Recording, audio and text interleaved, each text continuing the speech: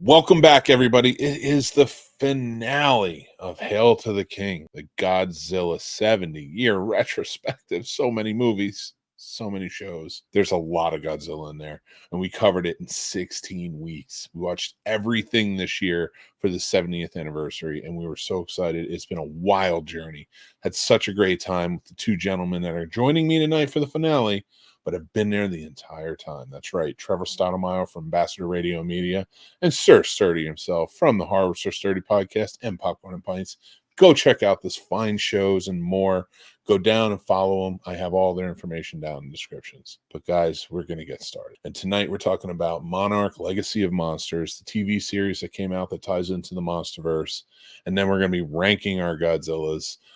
It's going to be quite the ride. But we loved hearing from you. A lot of your comments are so much fun, and you threw in new perspectives into things, and really truly appreciate you along for the ride. We will be continuing on in the future. We're going to be talking about monsters way more, and it's going to be a lot of fun. So stay tuned for that. You got to hit like, got to hit subscribe, and you hit that bell so you know when it's coming out.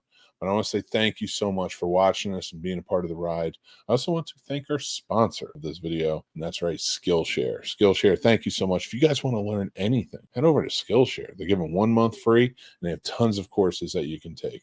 Right down in the description. Go and hit it. But let me bring these guys on, and let's get on talking about Monarch, Legacy of Monsters, and ranking our Godzilla. Here we go.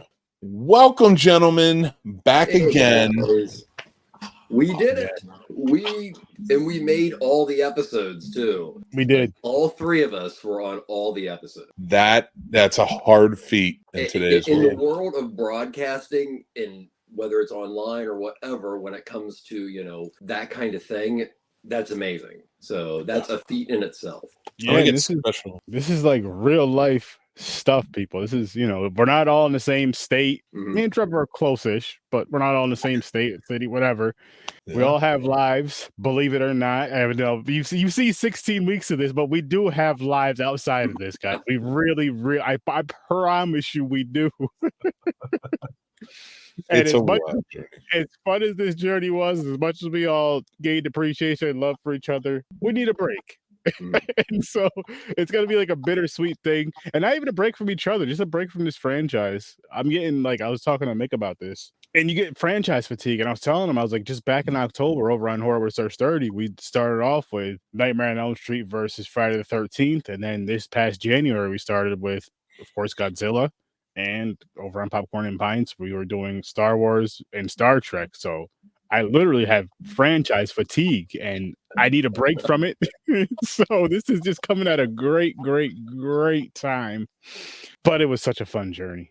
Again, just from the things I picked from all these franchises, even Friday the 13th and Nightmare on Elm Street. I'm sure there's things I picked from just from certain movies, watching them from then until now. I'll say, I know I did, and these especially, like, I can't tell you how much Godzilla shit, how much Star Wars and Star Trek shit I've been seeing for the past few months, just randomly. And the funny thing is, it's one of those things you probably see all the time, but because you're talking about it, you feel like you see it so much more. Like, I've seen so much Godzilla, and I meant to tell you guys, a few weeks ago I was at a store with the wife. I actually got a couple pop figures for my stepdaughter, but we were talking about the Bandai Godzilla toys. They had some there, those figures. I was like, this close. If they had the Mecha Godzilla, I would have got it, but they did not have that. That's one thing, because I was that, and of course, the ship from Alien Invasion, that I need to get my hands on. That's it. Those two, and I'll be happy. And something from -1. I love it. We're here. It is great. I want to get special, like, Godzilla, like, pins or something that only the three of us can have for taking this journey, because we didn't just take a 70-year journey with 40 films, and we didn't just take that journey. We did it in 16 weeks. That's insane, and I love it. And I found myself watching Godzilla more than once, a few times. So I've watched a lot of Godzilla. I am with you, Sturdy. I need a break.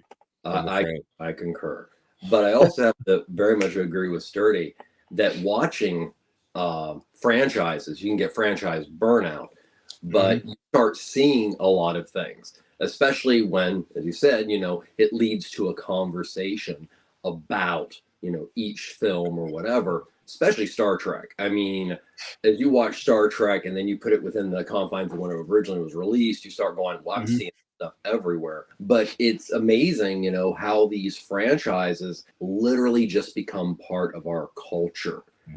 And we just start seeing little things here and there and going, oh, wow, yeah. Or, you know, one thing for me this is done is, you know, Godzilla has always been a big thing for me since I was little. But that was a very much a, you know, a younger thing for me. I still, you know, liked Godzilla movies because my son likes them. But this has gotten me back into Godzilla, got me back into that element of filmmaking. And, you know, it's been nice. It's been kind of like revisiting part of my, you know, childhood. And, you know, Godzilla's even started taking on a bit, you know, of a connection to my personality with people that are around me again. So it's just fun. It has been such a wild ride, so much fun. I've enjoyed every minute of it. Watching all these movies, the good, the bad, the ugly, everything in between, it's still just been such a great trip. And to see so many different people have so many different feelings and just views or perspectives on each of these movies. Like I've liked things that you guys have hated, and then you guys have liked things that I didn't like, and so it's just been so much fun, and everybody outside of that scope too, like my kids watching it, like you said, connecting with them on that level. It's just been a great time, and I really appreciate you guys for joining in on that. I really do. Thank you yet again for inviting me. Thank you. Yeah, no, I couldn't. I don't think I could have done it without you guys. I had such a great time with it. Oh man, we had one more thing to watch, and we watched it. We sure as hell did. So sure as hell did. For a little context for everybody, Monarch, Legacy of Monsters follows the MonsterVerse, the Legendary Pictures Godzilla films with Kong. The newest one was the New Empire that came out. This is tied into that. Now, the films follows a group of legacy types, I guess you will, title children and more that get together to uncover some interesting facts about Monarch, where their fathers worked, their grandparents have worked, and you see this generationally throughout the entire series. It's very tied into Godzilla and what he's doing, Hollow Earth and what they're building there. It takes place about a year or so after Godzilla, the first Godzilla movie, and then it picks up about really when things are starting to kick off in Godzilla King of Monsters. So I say to you guys, watching this thing throughout, what are some of your positives about this series as we're starting? For me, I guess I like how in depth they're going with it, and how they're actually making the people important in this one, in the series. Which I know we had this. I believe Trevor brought it up last time. How with the series, like if they're going to continue on with this series and continue on going with this, maybe this is where you should make the people very important with all this stuff, and then if you connect it with the movies, because at the same time too, which makes plenty of sense. You have it where the monsters are the big thing in the movies, the kaiju is the big thing in the movies. Also, you're seeing that on the big screen, so it's even better versus making the people the main focus in the movie. So I do like that with the show, and it's actually making like what they're doing more interesting, like what's going on in their lives and all that stuff more interesting. Like I'm really connected with the people in this series, and honestly, I can't wait for season 2. Like I'm hoping for a season 2, and I'm hoping for more because it was actually a good series. It was a good series. It was a fun series. And it's just like the twist and turns, the betrayal, you're just like, oh my God. But then you're like, okay, I see why. This is one of those shows where you're watching it and you see certain betrayals and you're like, okay, but why? When you find out why they're doing it, you're like, okay, I 100% understand why. I 1,000% understand why, especially when it comes to protecting yourself and your family first. That's over everything. I'm sorry, but that's over everything and everybody else. And then you kind of see how things I like it. I like it. All right. How about you, Trevor? Well, I enjoyed it. I unfortunately, because of a mistake, kind of info dumped everything I feel about this on an earlier show. But I have to agree with Sturdy. It is more character centric. I really liked the use of Kurt Russell and his son, I believe named Wyatt. I preferred Wyatt's story. And I felt that filled in a lot of gaps. But no, it was entertaining. Okay, so a movie that you spend, God, how much was the Godzilla X Kong? 120 million? Godzilla X Kong, how much did it make? overall. No, I mean, as far as how much it was to make it. I'll tell you right now, actually.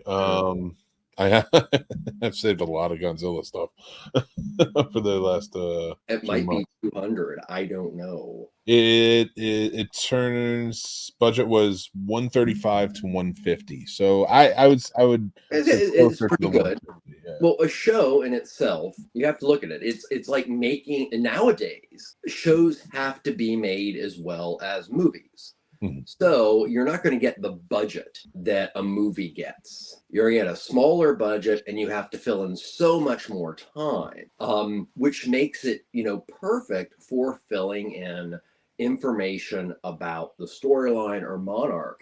Just as the Marvel Cinematic Universe filled in a huge amount of the Agents of Shield and Mhm. also Hydra on that show, which reach into every one of the series based Marvel comics. And I feel that formula would work very, very well with the Monsterverse.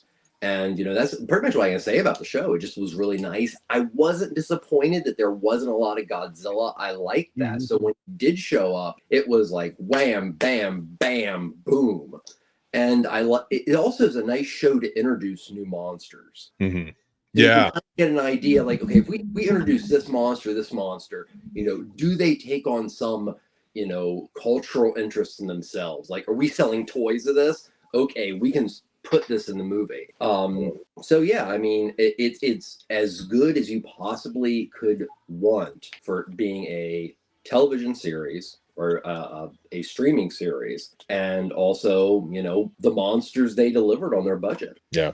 I think And I thought it was great. that was one of my favorite things about the series going into this was I really liked what they were doing with the Monsterverse, but I did not care for really any of the human components or elements to any of these movies. I was like, they're very interchangeable. They're not putting enough emphasis on certain ones where it's like, okay, I know Serizawa was like there from the beginning and then lasted into the next Godzilla movie, but there was no heart to it. There was no connection to the human element. And I thought in this new world, you sort of had that. Like, I love how Godzilla -1 did it. The human element was perfect. It was separated from Godzilla, but they can't, just combined by happenstance or where they were. But with the Monsterverse, I think what was my biggest thing with that is like you can't do that and build a franchise that's really interlocked. There's no way. You have to care about these characters, and they still were failing at that. And it wasn't until I saw Monarch Legacy of Monsters where it was like, I wish these were the characters we're going to see going forward. I still Make them care. I wanted Bryan Cranston to be the main guy. I mean, that like the only character, and he was in it for such a short time, but he was able to make a character I cared about, and he was gone. And that's unfortunately what the movies have been doing. I also feel that with what the MCU did, and also now we're looking at the Monsterverse doing the same thing. With how close movies are to streaming now and vice versa, it only makes sense that there's more of a symbiotic relationship. I mean, Star Wars has figured that one out. Wait, we're not making money in the movies, we'll do shows. And then when that right show catches on or whatever, then we'll do some more movies. Yeah. So, to have one of those huge franchise like Star Trek, Star Wars, et cetera, et cetera, et cetera, it gives you a way of keeping it alive, but also being able to gauge the financial possibility. Okay. Yeah, I like that. And you're right. And so much, it really does open up you a lot to where they could go. And seeing the new Empire, what really annoyed me about the new Empire was like, you just gave us these characters. You clearly just spent a lot of money on this show. You clearly spent a lot of time on this story. And watching this only a few months ago, before this movie, the latest movie had come out, I was like, how are you not going to tie in anyone in some way? Not saying they have to be the stars of this movie, but you can't give us somebody from this show. So when we get into season 2, it's like, what do we have to look forward to? I don't want to go back and rewatch these things and then find out they're not actually connected at whatsoever. I don't want an Agents of Shield, so I'm anxious to see how that kind of plays out. But with the Kurt Russell aspect, I mean, anything with Kurt Russell is fantastic. His son is great too. Oh yeah, and awesome. And Trevor, tell me that when you see that picture of like him walk in front of the screen and it's his son's face on his face, that's not gonna like that. That's How do you not awesome. frame that? How do you not frame that and put it up in your house? Like that is a beautiful thing those filmmakers gave those to. Like could you imagine like Sturdy like having your face over your father's and then like it was such a touching moment, and like this show had so many of them, beautiful family elements, that really touched out that you never really got through this whole journey of Godzilla, except for Godzilla -1. Very true. I got to give it to these filmmakers on the show. I think they knew. I don't know if they're making this to retcon some things, change some things, but any way it is, I love it.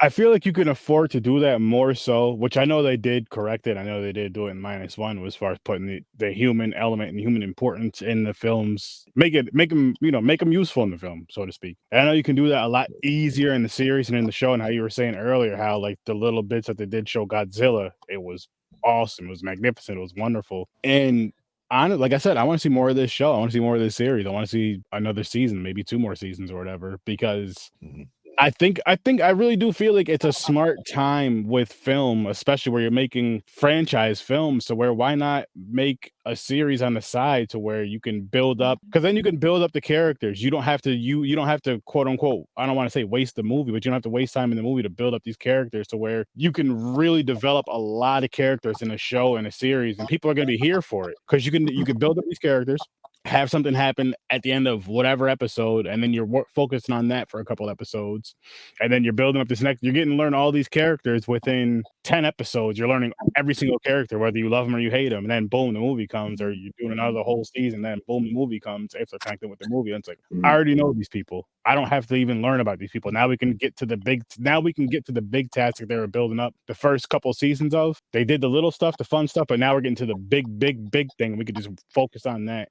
And we don't have to go back to learning about these characters. Maybe have a couple flashbacks in the movie, but you don't have to have the deep shit. You can save that for the series. And what they're doing with this series, if they're doing it like that, I think it's a perfect buildup. I really do, and I'm excited for it. No. Well, Trevor, how about with you and having watched the most recent, now going back and watching this series, how did you feel about the connection between the two?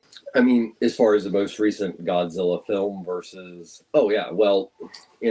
Godzilla X Kong is just silly fun, no matter how you cut it. And that is truly the definition of what is a blockbuster, especially a summer blockbuster. And, I would love to see some of these characters return, but I don't think that's going to happen. And if they do take the formula of continuing the show to fill in the narrative gaps, all you have to do is start writing it in a way that certain things certain characters did will be connected to something in those shows, and they just have to give some kind of, oh, this was so-and-so's, she was blank, or he was blank. As long as there's some notification at some point that tries to piece it all together, but then gives you this feeling like Monarch, honestly, is so expansive and mysterious that all you can do is like get snapshots of how it affects different people who work with it. I mean, if that's going to be the theory, then there has to be some loose script connection. Nice. So now with that, let's talk about some of the bad that we see in the movie, in the show, that maybe doesn't match up, or maybe his characters. So what are some of your not so great takeaways from Legacy of Monarch? Legacy of Monarch. I think my biggest thing is just how far they jump from issue to issue. It almost seems like it's episodic. Like I kind of wish I'd spend more time on certain problems and certain things just because you have that. I mean, I know it's only 10 episodes, but you have that time to kind of focus on more things. I know one of the big things was finding their father, or figuring out what was going on with their father, which they did figure out. But still, I feel like there was still a couple of things that were kind of major that they kind of just threw. I don't want to say they threw in there, but it was like they threw that in on top of this, and I feel like you could have let that breathe for an episode or two. But I mean, first season, I kind of get it and kind of see where it can go from here, and hopefully they can that's one thing I hope they can correct in season 2, kind of slow it down a little bit, let it breathe, and maybe have a few more episodes just so you have that extra episode or two to kind of stay with that situation. and kind of figure that situation out. And not saying you can't have multiple going on, but just like certain big ones, I feel, throughout the collective group. I think that was my biggest issue too with some of the series. Was like, yeah, it moved fast. The pacing was very fast in it, which didn't bother me, but it almost seems like it doesn't jive well. Like I said, that's why I was like, are they trying to retcon some things? But then it didn't make sense with the newest movie because they fall into the portal, right? So they fall in just regular and they come out. Yes, they're disoriented. There's a lot of things going on, but I don't know, that to me it was like they made a sort of a big deal in the movies, and I get why, but like they made such a big deal in the movies with how the way it's sort of playing out. It kind of like, you need the ship, you need to be able to protect yourself to get through it.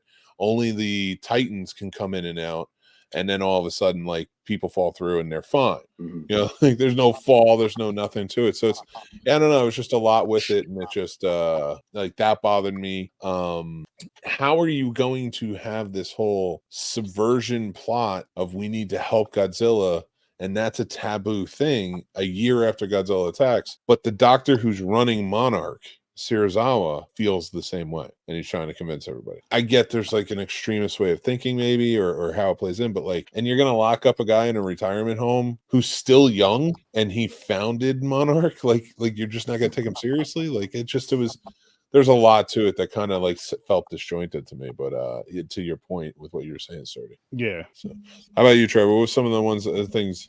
I agree with both of you. It's actually, you know, somewhat contradictory, but where this 10 episode event, and that does play into account. At this point, it's an event. I don't know how well it did or how well it's doing, that it could actually go to a second season. But no, it did, you know, try to, you know, it kept trying to run to get to the, you know, exciting scenes.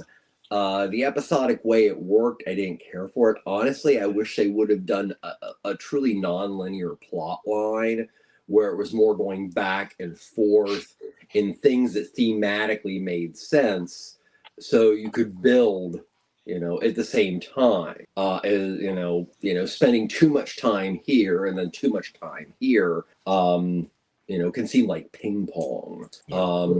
So yeah, I mean, hopefully if there's a second season, it will take a little bit more time developing.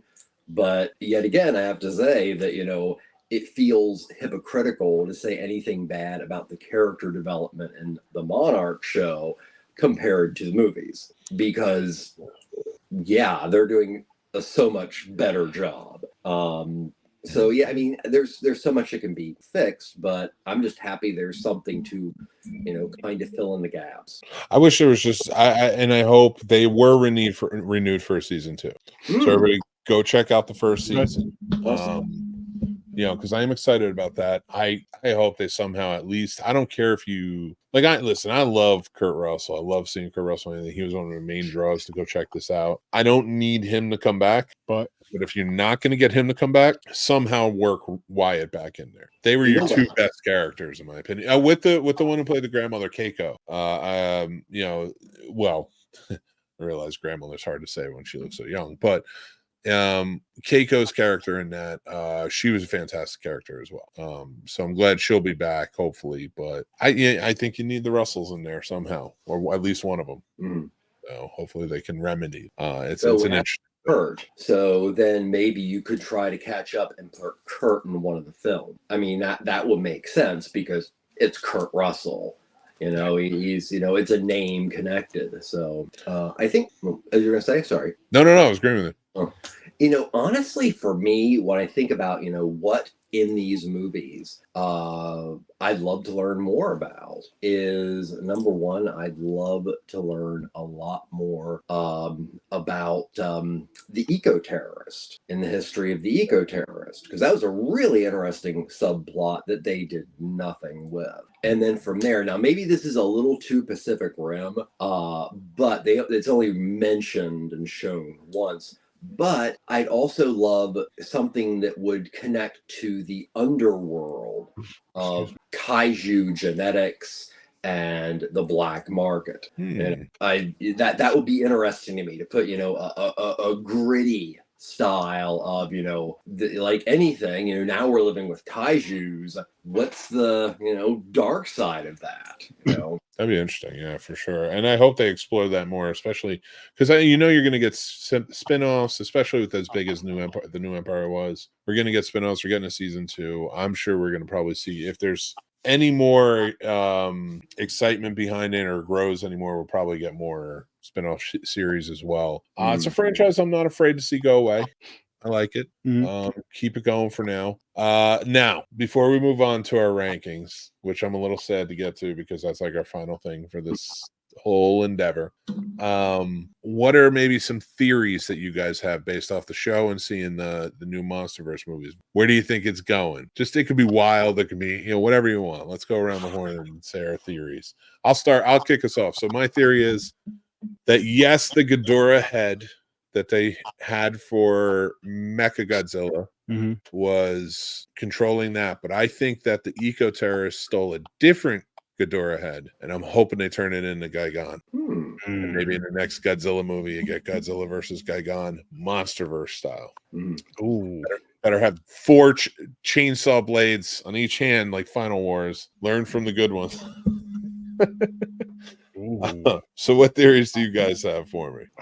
Shit, I gotta think about this one. I wasn't expecting. Or what would you like? Like, it doesn't even have to be a theory. Yeah. What do you want to see come up in this? What do I want to see come up in this? Honestly, I'll say just from what I was saying on Legacy, just them kind of slowing down with the jump and everything so much, and kind of a better build up to like one big thing. Okay. And just because, and the reason I'm going towards the show versus the movies, because you have those episodes where you can you watch one, you have something to get excited for more. Like after you watch the movie, it's like, now I gotta wait another X amount of years to watch the next one. So like with the series, I just really hope they take it serious. Not saying that they're not. Listen to the diehard Godzilla fans like Trevor and so on, and go with that and really make a really fantastic series for it. Perfect. I love it. How about you, Trevor? I was going to say, because just the last thing I want to say about it, because it's like the newest Godzilla thing, I guess you could say, that I'm getting into from the beginning, and I would like to kind of see where it goes, because everything else is too long to be going over and starting. We already did it with the movies. I'm not doing that again. So with this series, because there's only one season out, I'm going to try to stick with it, but keep me hooked is what I'm saying. Keep me hooked. Love it. All right. How about you, Trevor? What you got for us? Honestly, there's really not much, but I'll add on to yours. They don't make Gigan, but they make like a mecha Ghidorah, and somehow either they're invaders from space or whatever, because the invader from space thing almost has to happen if it wants to shadow the Showa era. But then bring in Gigan, and then finally get the licensing for Gamera to be following Gigan's ass, because he knows that this is bad news. And then you have Kong, Godzilla, and Gamera kicking space monster ass. I'll take it. I love it. So, man, the last Godzilla property that we're going to talk about. Well, in order. But I thought it'd be fun to finish this off and maybe rank our eras and maybe give our top 5.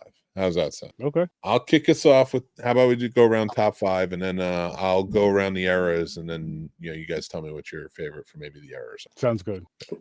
My top 5. Godzilla -1 at number 1. I think we all knew. I've been talking about it from the beginning. Godzilla 1954 for number 2. Godzilla King of the Monsters from 2019. Godzilla Tokyo SOS at number 4. Number 5, Godzilla 1985. Cool. I love that Coca-Cola product placement. How about you, Trevor? What do you got? Okay. Well, honestly, it's very hard to decide now whether the original 54 Japanese cut Godzilla or Godzilla -1. When you break it down to which is a superior film, I honestly have to say Godzilla -1. But Godzilla 54 takes the number 1 on my list because it's the original crew of Toho, literally magicians like Iba Subaraya and things like that made what we love. So Godzilla 54 is number 1. Godzilla -1 is number 2. And I don't think I even have to explain that one. Shin Godzilla is number 3.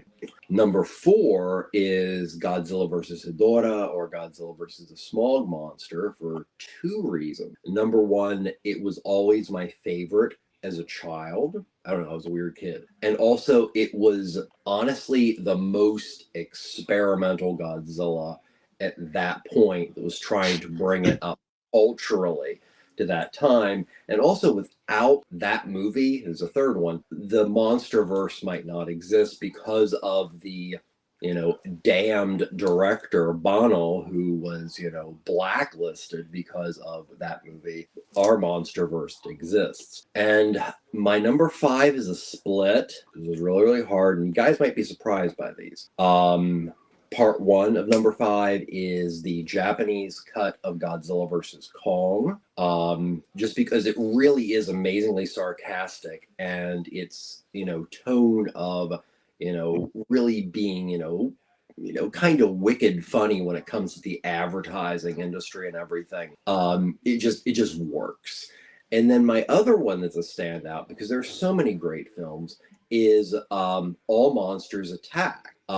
Even though it is a kids' film, I think that killer crew of Honda, Ikafube, Shibuya, and Tanaka made possibly the best children's film of that era. So, is it a great Godzilla film? No, but it is one of the coolest children's films of that era that holds up today, especially when we're like slammed with really it's just hard, lame children's stuff. Yeah. So it makes parenting a little bit easier, For sure. Yeah.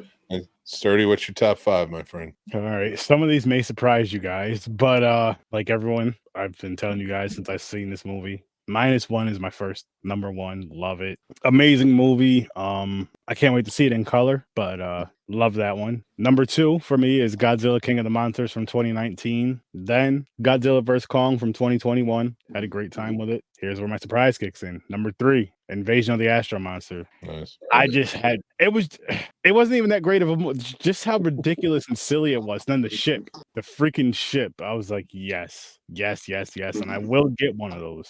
I said -1 in that. I have to have something. But that was 4 or 5. So number 5 is actually, I just put the animated series as one movie pretty much because I really did enjoy those together.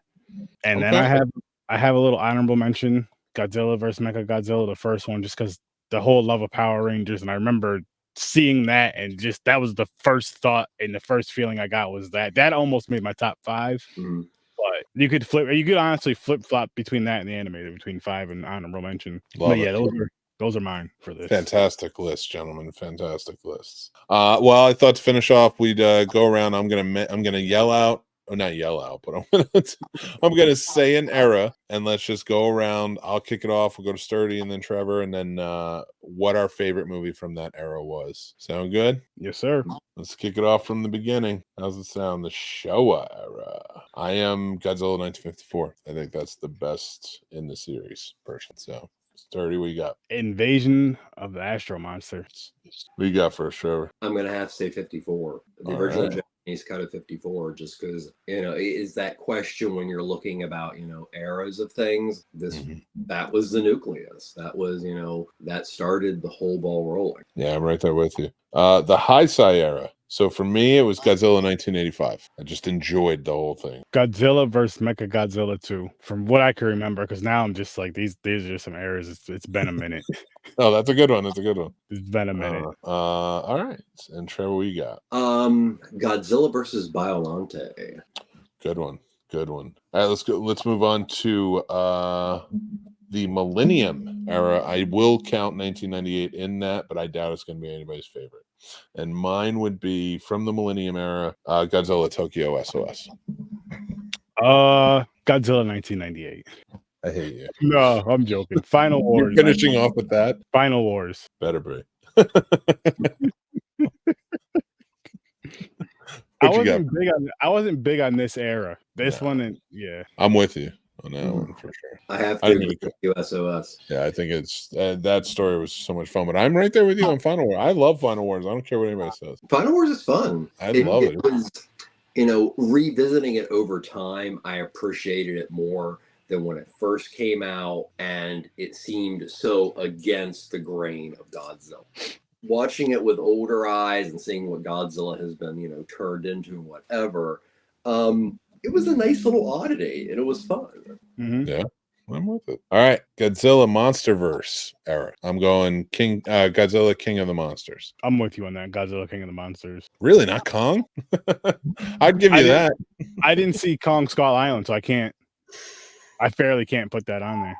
That's a good one. No, I did like Godzilla King of the Monsters, though. How about you, sir? Godzilla King of the Monsters. It's just so good. It is. And then finally, I think we all are going to agree on this one. Yeah. Godzilla, the Reiwa era. -1. Minus It's one. just Too good. It's too Yeah. good. And And after 54, I hope that it will kick off a massive renaissance of films that try to emulate it. So I have to tell you, with this journey and thinking about those lists and thinking about what we've been putting together, what we've been trying to do, it has been a really fun ride, and it is very cool to see not only one of the greatest films in the Godzilla franchise made just last year, but also followed up by a Godzilla film that made like 500 million at the box office.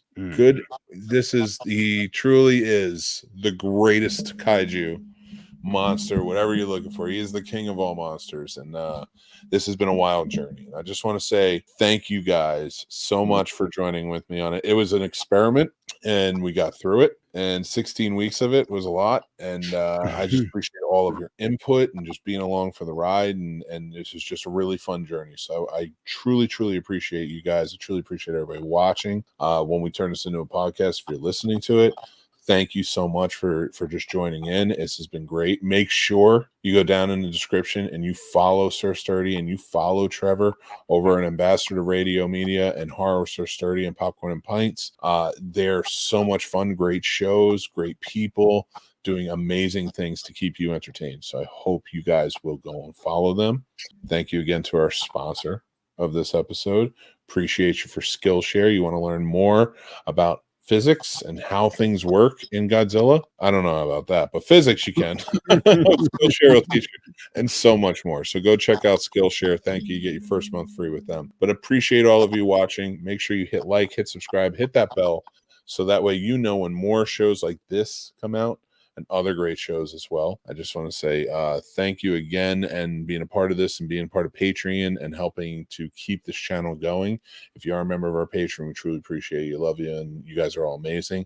If you want to become a member of our Patreon, go check out the link tree down below. We have a lot of great perks and other great stuff going on as well, and some new shows coming as well.